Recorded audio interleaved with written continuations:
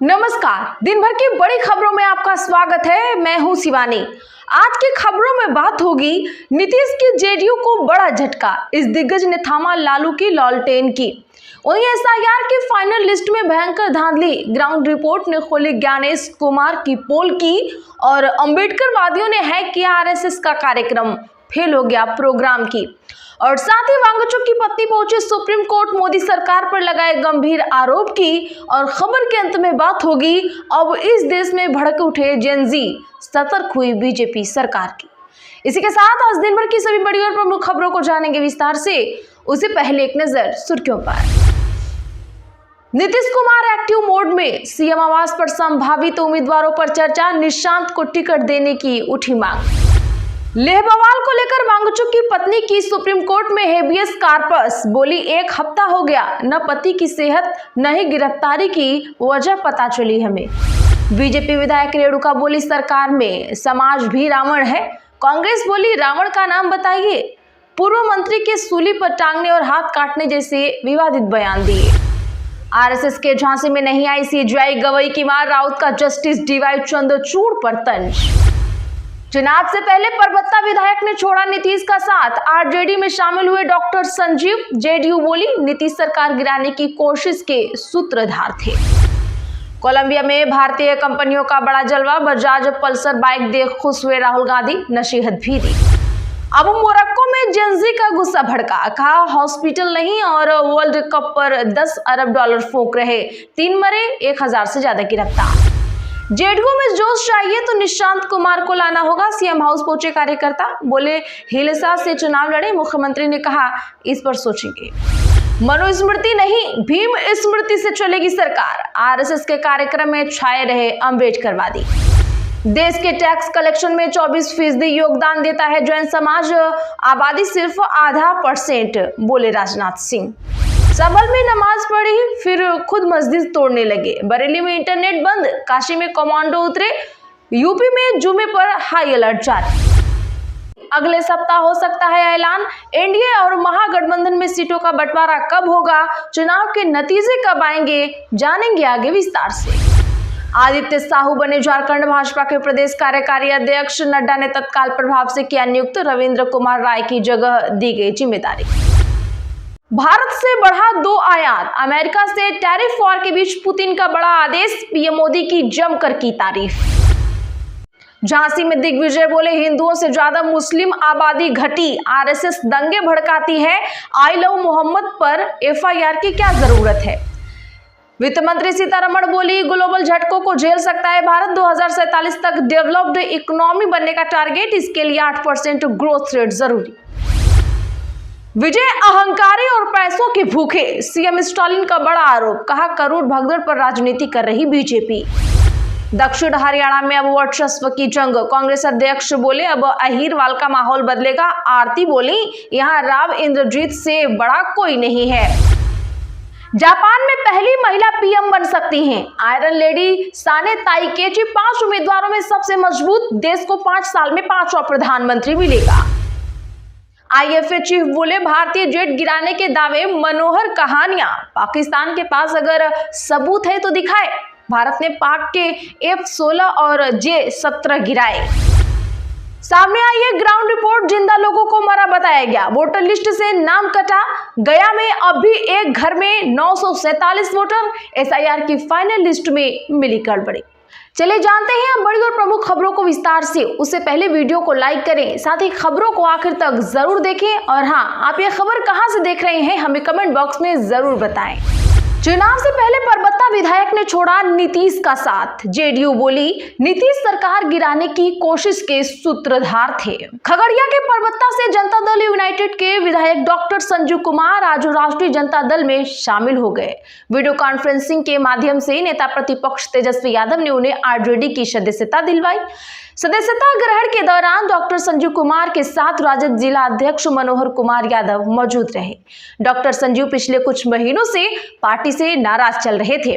भगवान high school campus में आयोजित एक समारोह में डॉक्टर संजीव का यह कदम जेडीयू के लिए एक महत्वपूर्ण सीट पर बड़ा नुकसान माना जा रहा है। बता दें कि 2020 के विधानसभा चुनाव में डॉक्टर संजीव सिंह ने परबत्ता सीट पर आरजेडी के दिगंबर प्रसाद तिवारी को मात्र 951 वोटों के करीबी अंतर से हराया था। कोलंबिया में भारतीय कंपनियों का दिखा जलवा, बजाज पल्सर बाइक देखकर खुश हुए राहुल गांधी।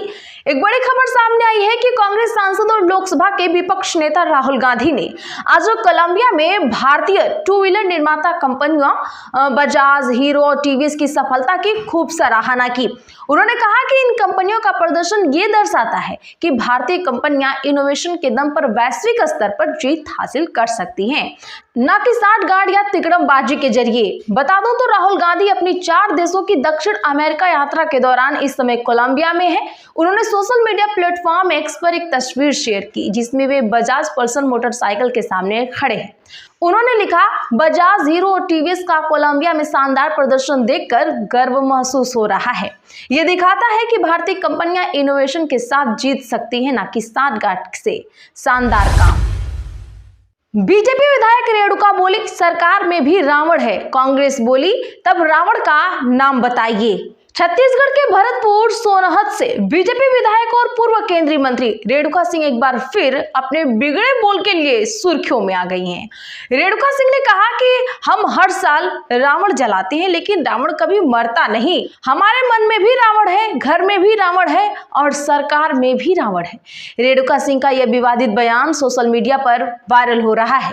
अब इस पर कांग्रेस के पूर्व विधायक गुलाब कमरो ने पूछा कि जनता जानना चाहती है कि आपकी सरकार में आखिरकार रावण है तो है कौन? सरकार में जो रावण है उसका नाम बताइए। अगर समाज में आपको रावण दिखता है तो बताइए वे किसके संरक्षण में पल रहा है। रेणुका सिंह इससे पहले भी कई विवादित बयान दे चुकी हैं। इनमें मैं अंधेरी कोठरी में ले जाकर बेल्ट से ठोकना अच्छे से जानती हूँ। सोनिया गांधी को धक्के मारकर इटली भेज दो। सीईओ और तहसीलदार को बेल्ट से पीटने और सूली पर टांगने, पुलिस का एक हाथ काट कर दूसरे हाथ में दे देना जानती हूँ जैसे बयान दे चुकी हैं। छठ के बाद होगी वोटिंग, अगले सप्ताह हो सकता है ऐलान। एनडीए और महागठबंधन में सीटों का बंटवारा जानिए होगा कब। बिहार विधानसभा चुनाव की तारीखों के ऐलान का इंतजार अब जल्द ही खत्म होने वाला है। चुनाव आयोग अगले सप्ताह वोटिंग की तारीखों का ऐलान कर सकता है। एसआईआर के बाद फाइनल वोटर लिस्ट जारी हो गई है। इस बार 7 करोड़ 42 लाख लोग वोट दे सकेंगे। बता दें कि बिहार में 6 या 7 अक्टूबर को चुनाव का ऐलान हो सकता है। दरअसल 4 और 5 अक्टूबर को मुख्य चुनाव आयुक्त ज्ञानेश कुमार अपने साथी चुनाव आयुक्तों डॉक्टर एएस संधू और विनीत जोशी के साथ 2 दिन के दौरे पर बिहार आएंगे। चुनाव की तैयारियों का जायजा लेंगे। 5 अक्टूबर की शाम वे दिल्ली रवाना होंगे। इसके बाद ही चुनाव का ऐलान हो सकता है। वहीं 22 नवंबर 2025 को मौजूदा विधानसभा भंग हो जाएगी, यानी उससे पहले ही नई विधानसभा और सरकार का गठन हो जाना चाहिए। इसमें सिर्फ 52 दिन बाकी है। वहीं पिछले चुनावों में सितंबर के आखिरी हफ्ते तक चुनाव का ऐलान हो सकता है, यानी कि ऐसा पहली बार है कि बिहार में चुनाव का ऐलान अक्टूबर के पहले सप्ताह तक नहीं हुआ है। बता दूं कि 2020 में 25 सितंबर को चुनाव का ऐलान हुआ। 1 अक्टूबर से नामांकन शुरू हो गया था। वहीं 2015 में 16 सितंबर को नोटिफिकेशन जारी हो गया, मतलब नामांकन शुरू हो गया था। वहीं 2010 में 27 सितंबर को नोटिफिकेशन जारी हुआ, मतलब प्रत्याशियों का नामांकन शुरू हो गया। मनुस्मृति नहीं, भीम स्मृति से चलेगी सरकार। आरएसएस के कार्यक्रम में छाए रहे अंबेडकर। राष्ट्रीय स्वयंसेवक संघ के शताब्दी स्थापना दिवस के अवसर पर बीते दिन आयोजित कार्यक्रम में दलित चिंतक और संविधान निर्माता डॉक्टर भीमराव अंबेडकर के विचारों का विशेष उल्लेख किया गया। संघ प्रमुख मोहन भागवत और पूर्व राष्ट्रपति रामनाथ कोविंद दोनों ने ही अपने संबोधन में अंबेडकर के सिद्धांतों का खुलकर उल्लेख किया। मुख्य अतिथि के तौर में कार्यक्रम में शामिल हुए पूर्व राष्ट्रपति ने पूर्व प्रधानमंत्री अटल बिहारी वाजपेयी के भाषण का हवाला देते हुए कहा कि उनकी सरकार मनुस्मृति नहीं बल्कि भीम स्मृति के आधार पर चलेगी। उन्होंने कहा, हम भीमवादी हैं, जिसका अर्थ है कि हम अंबेडकर के विचारों पर चलने वाले हैं। अपने संबोधन में आरएसएस प्रमुख मोहन भागवत ने भी अंबेडकर का उल्लेख करते हुए सामाजिक एकता का संदेश दिया। उन्होंने कहा कि अंबेडकर ने देश की एकता की नींव को अंतर्निहित सांस्कृतिक एकता बताया था। लेह बवाल को लेकर वांगचुक की पत्नी की सुप्रीम कोर्ट में बंदी प्रत्यक्षीकरण याचिका। बोली 1 हफ्ता हो गया, न पति की सेहत पता न गिरफ्तारी की वजह पता। सोनम वांगचुक की पत्नी गीतांजलि जे अंगमो ने अपने पति की रिहाई की मांग करते हुए सुप्रीम कोर्ट का रुख किया है।